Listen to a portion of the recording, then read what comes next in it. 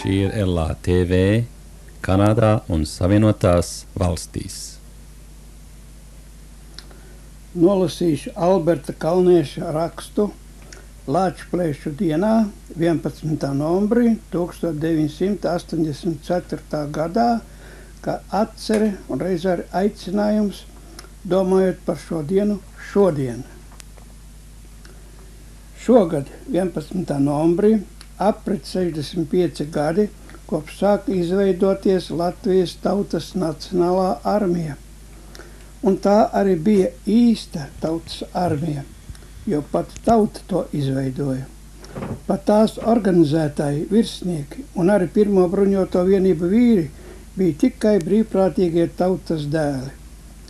Tie bija strādnieku, ierēdņu, amatnieku, kalpu, rentnieku un lauksaimnieku enerģiskākie dēli, kas kļuva par virsniekiem Latvijas strēlnieku pulkos un arī pirms tam. Šie virsnieki nenāca no muižnieku vai aristokrātu ģimenēm, kam tēvi bija muižu un piļu īpašnieki. Tādēļ ar pilnu tiesību tos var saukt par pašu tautas nesveštautiešu radītās armijas veidotājiem. Pasaulē vēl nav bijušas armijas bez virsniekiem kā vadītājiem.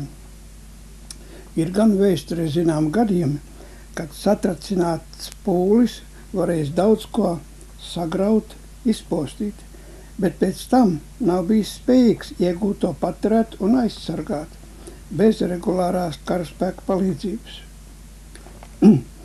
Arī seno tautu varoni Lāčplēsi varam uzskatīt kā tā laika virsnieku vadītāju, kurš divkaujā gribēja uzvarēt bruņu kalpu vadoni, tā saukto melno bruņinieku, lai pēc seno laiku paradumu tā panāktu savai tautai brīvību. Cīņa toreiz beidzās neizšķirta, un tauta brīva netika vēl daudzus gadu simtus.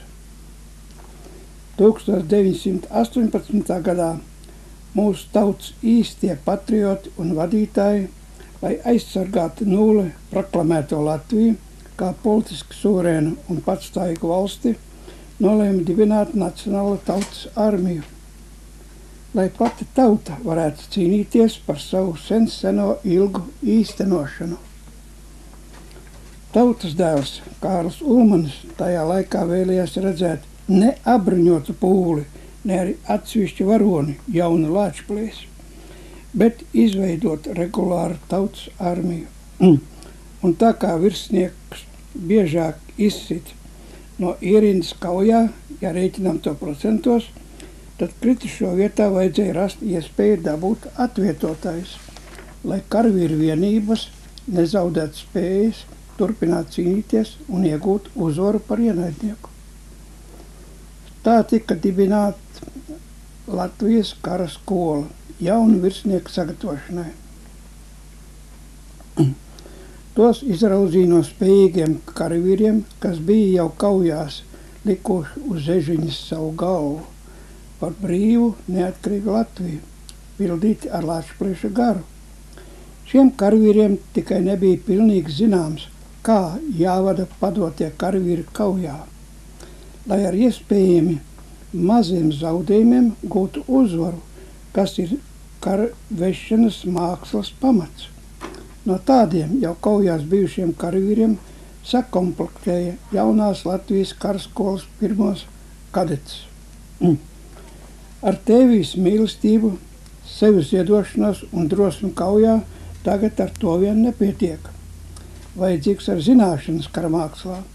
Vadīt karavīrs kaujā arī ir māksla.